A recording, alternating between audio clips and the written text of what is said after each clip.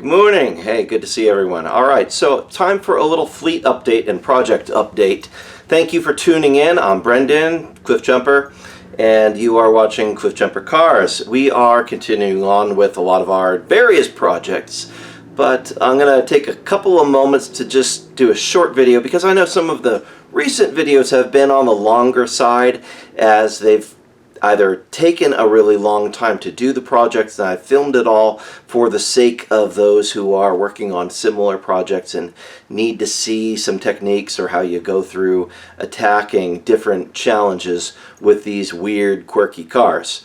And where it comes to the Corrado, there are very few that are quirkier. So, for those who want the shorter videos, this is going to be one of them. This will be pretty quick. But speaking of the Corrado, just to let you know what was going on with that. So we had installed a 160 mile an hour speedometer, and a couple people pointed out, hey, you never did a video to show it actually working. Well, that's because when I took it out on the test drive, it did work, but it was wildly inaccurate. I did report that in the comments on one of those videos, and we were seeing that the speedometer was reading 15-20 miles an hour higher than actually speed, which was not very helpful. So took that out and did a little bit of checking around, and two things were happening. One, it's an automatic transmission car, which I know it's automatic, why do you have an automatic?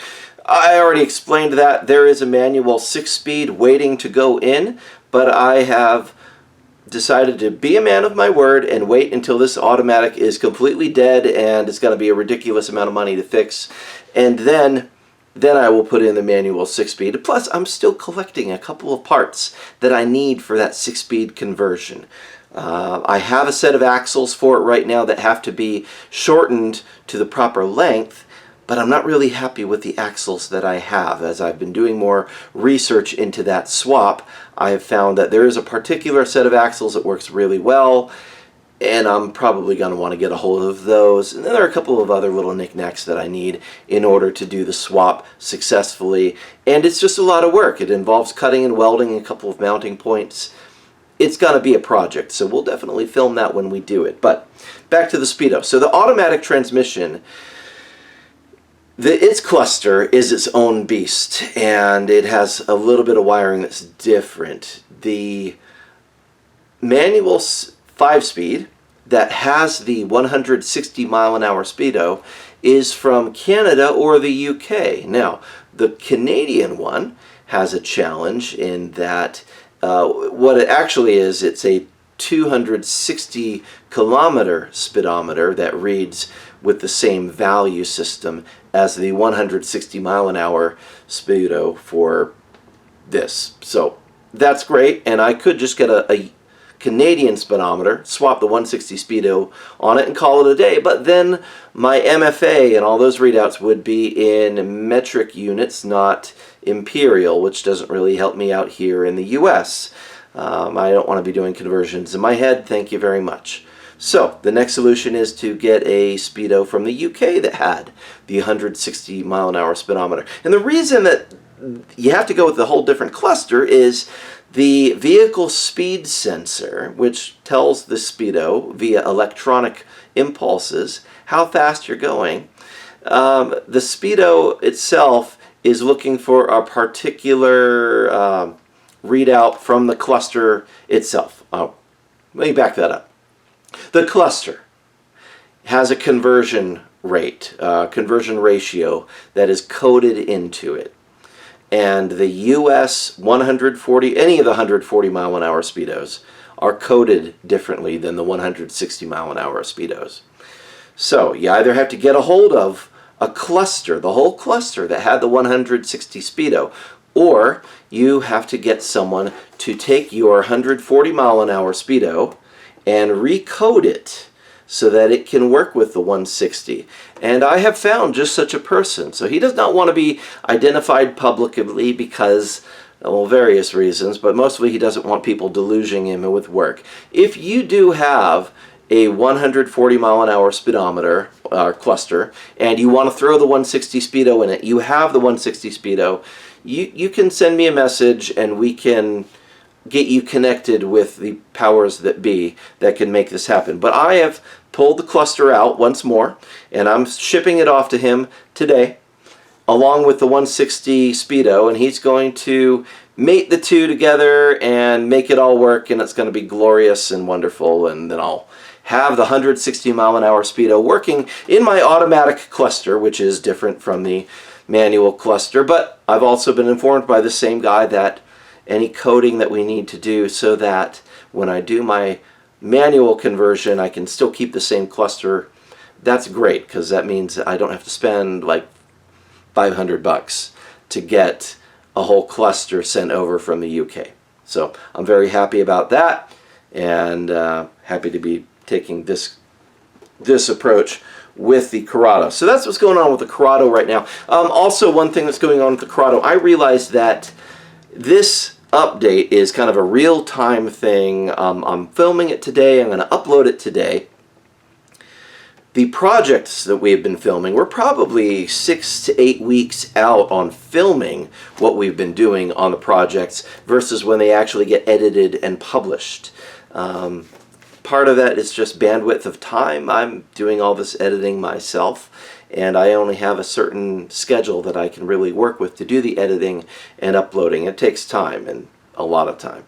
So some of the work that if you're following me on Instagram or Facebook or anywhere else, you might see that what I'm actually working on doesn't really line up with the videos that are coming out that particular week. That's because the videos are coming out way, way after the fact. So that's what's going on with that. We've got a lot of material already filmed. In fact, we already have material filmed to get us through mid-fall. And then we have a production schedule that we've laid out. I'm saying we, the royal we, it's all me at this point, plus my Patreon sponsors who are generously helping make sure that we have the funds to get parts we need and be able to continue to generate content for you. So thank you, those who are sponsoring me on Patreon and helping out in other ways. But as far as production schedule goes, it's all me.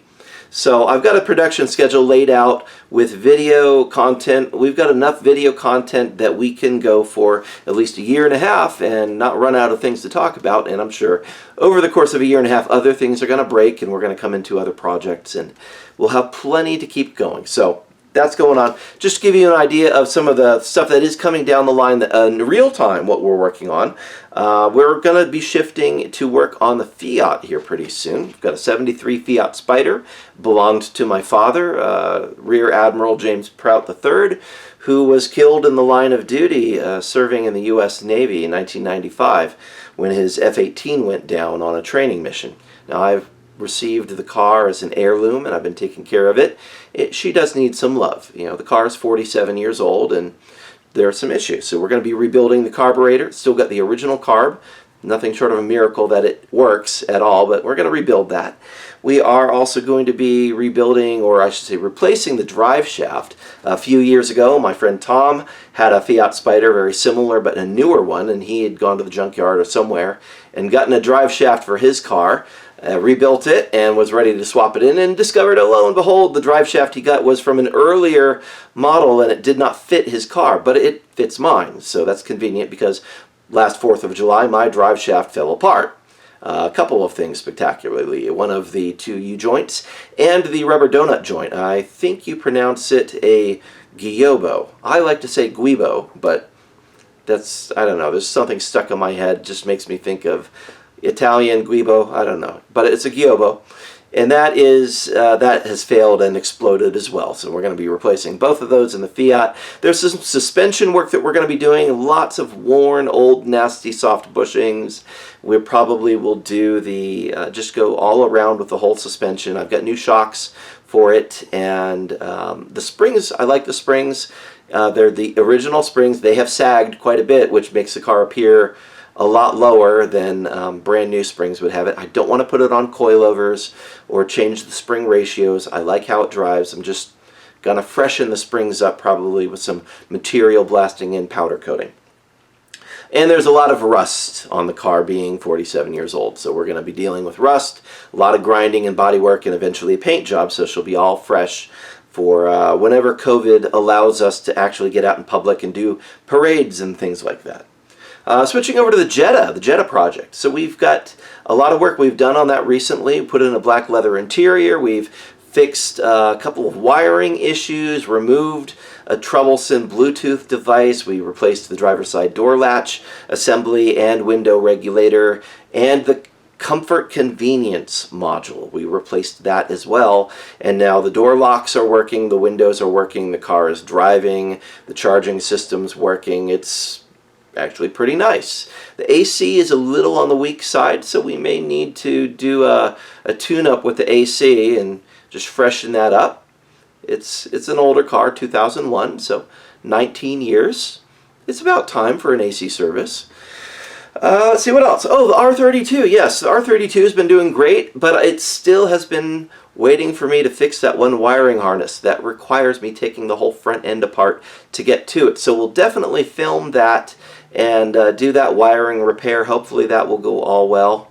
I've taken the front end apart a few times, and yeah, it's not hard, it's just tedious. Definitely nowhere near the level of tedious as the Corrado is, but that is coming down the pipeline. And then there are a few repairs yet to come on the Sequoia as well. So car-wise, we got some good projects coming. For those who watch for the media, audio-visual content, we've definitely got some projects coming down the road there as we're continuing to do renovations at Quest Church, where I serve as a pastor, and we got a lot of other stuff, random stuff coming down the line. Some Star Wars costume and droid prop projects, lots of good stuff. Anyway, that's just wanted to give you an update. I hope you're doing well. What projects are you working on? Let me know in the comments. If you've got a YouTube video yourself, or a video channel that you're working on, some projects, go ahead and post that up, share it. We want to support each other during this time. And as I mentioned before, I do have a couple of sponsors on Patreon. I'd be very happy to have you partner with me there and help me create more content. And I think that's about it for today. That should do it. God bless you. Hope you're doing great. And we will see you again soon. Bye-bye.